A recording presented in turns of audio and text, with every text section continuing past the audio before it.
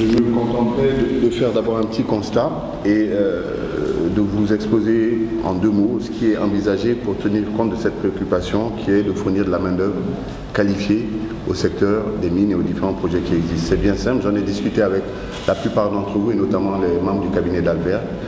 Les projets miniers en gestation doivent pouvoir générer, en tout cas demander, entre 50 000 et 70 000 emplois directs qui, lorsqu'ils sont déclinés en emplois directs, indirects et induits, amènent à un besoin d'environ 200 000 personnes qualifiées dans les métiers de base, sachant que les miniers, de ceux que nous savons, exigent d'abord des compétences à minima d'alphabétisation, ensuite les normes HSEQ et après des compétences techniques spécialisées. Dans l'état actuel du système de formation professionnelle, nous sommes en mesure de fournir à peine et difficilement environ 25 à 30 000 agents sur le terrain. Donc vous avez déjà le gap qui existe entre ce que notre État est capable de fournir et ce dont ces différents projets ont besoin, sachant que si 2 grands projets miniers commencent en même temps, même ces 30 à 40 000 ne sont plus disponibles, sachant que ce sont des compétences transversales qui sont également utilisables dans le secteur des travaux publics, des télécoms et d'autres secteurs. Nous avons envisagé pour cela 3 solutions qui vont sans doute vous être exposées.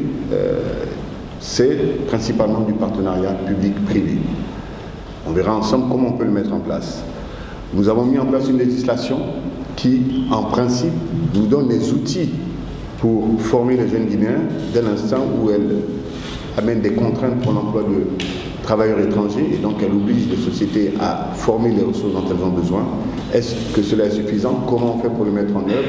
Nous comptons également sur les travaux de cet atelier pour renforcer la réflexion qui a déjà eu lieu et qui permet par exemple à l'Office national de la formation et du perfectionnement professionnel d'adresser ce genre de questions à condition bien entendu que les entreprises minières participent à ce travail-là. Or, lorsqu'on sait que la plupart d'entre elles sont exonérées de la taxe sur la formation professionnelle, on rentre dans cette quadrature du cercle qui fait que les solutions sont parfois un peu compliquées à trouver.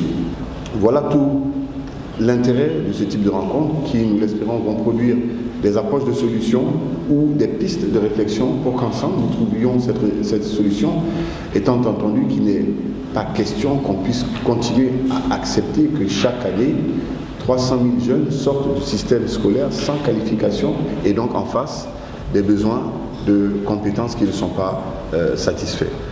Notre ministère est donc un acteur majeur, très attentif à tout ce qui va sortir de cet atelier et le ministre de l'Enseignement supérieur, qui également est concerné puisque les compétences d'un certain niveau sont également concernées par cette initiative, va tout de suite, lorsqu'il va ouvrir l'atelier, vous le confirmer. Merci beaucoup.